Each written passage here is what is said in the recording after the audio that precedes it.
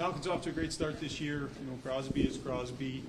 How much of a defensive challenge can those guys present when they're on their game for your group? Absolutely, they're dangerous every time they have the puck, and also the two defensemen that they have are very dangerous when they have it. A lot of offense drives or starts with them, but it's a big test for our team.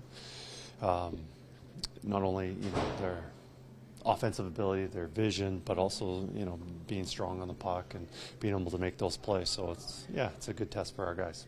We often ask opposing teams about McDavid and Draisaitl, and do you watch extra video, how you approach them? So flipping it to your team, do you spend anything extra on Malkin and Crosby than you would if the top two centers were on Carolina or your next opponent?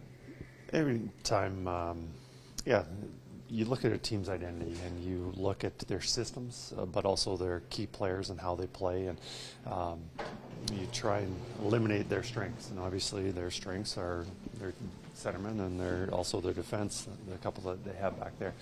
So, we spend some time, like any other, focusing on the other team's top players. You guys pounded Pittsburgh pretty good last year, 6-1 and 4-0. It's 33-9 over the last 6 games.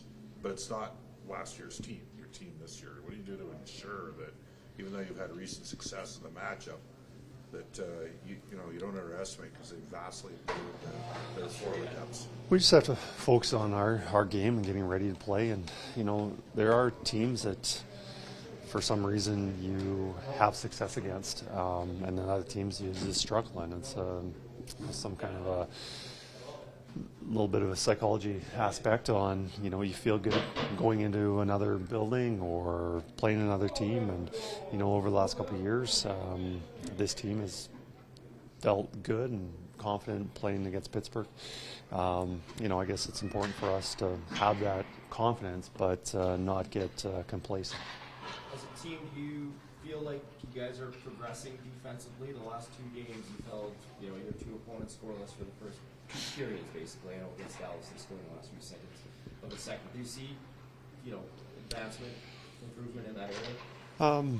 Overall, I think the last few games we have been better defensively. I think we gave up more chances last game than we would like to. It was, we created a lot of chances too, but Carolina had more chances than we'd like to give them. But goaltending was stronger than it had been earlier. So, sometimes you look at the goals against and you think, oh, you played better defensively, but a lot of it was goaltending last game. But overall, if you look at our last probably 4 or 5 games, yes, it's been getting better, but in a coach's mind, the defensive game can always get better. There's always things that you can need to address, and there definitely is, whether it's our line rush against defensive zone coverage. There's always aspects that we can tighten up even more. You've talked a little bit in the past when, maybe things aren't going great, but the numbers you rely on are telling you it's coming, right? You've got whatever analytics you guys use internally. What do the numbers that you look at right now tell you about this team, and maybe where it's getting better and where it needs more? Well, I think 5-on-5, things have been getting better. With expected goals, 4. Like, you look at the goals that we've actually scored, we are near the bottom of the league, and what's expected, we should be near the top, and maybe not necessarily top. Sometimes those numbers can get skewed and they're a little biased, but I don't think that we are actually a bottom team in the offensive department. So there's a little unfortunate just luck, and also just not bearing our scoring, finishing our chances. I guess, so 5-on-5, I think things are coming around and we are becoming a stronger team there. But special teams are so important, and right now the penalty kill, the power play, in most games we're -1 in that department, and usually the difference on winning and losing games are special teams. So that's something that's got to improve. So as a coach, do you think chemistry is something you find or something you create? Just looking back at that third line late last year, what's it tricky about? A lot of it is the players' strengths. If you've got 3 skilled players playing together, that might be beneficial on keeping the puck. But in the NHL, you always need somebody going to the net. So you have to think of that. And who's going to score the goals? Do you have a shooter? So I think, to answer your question, I think it's both. I think chemistry can be created. The more time you spend with somebody, the more you get to know what they want to do and what plays they're thinking.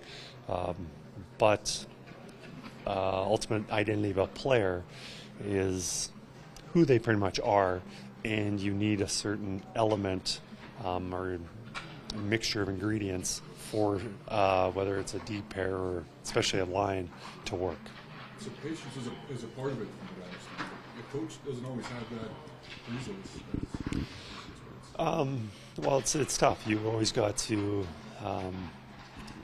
you want things to build that chemistry, but if things aren't working out, you've also got a team full of players who are looking at when's my opportunity, when this isn't working, why aren't I getting that opportunity? So as a coach, you've got to balance on letting things progress, but there's also the part of it is holding players accountable and letting other guys who should have that opportunity.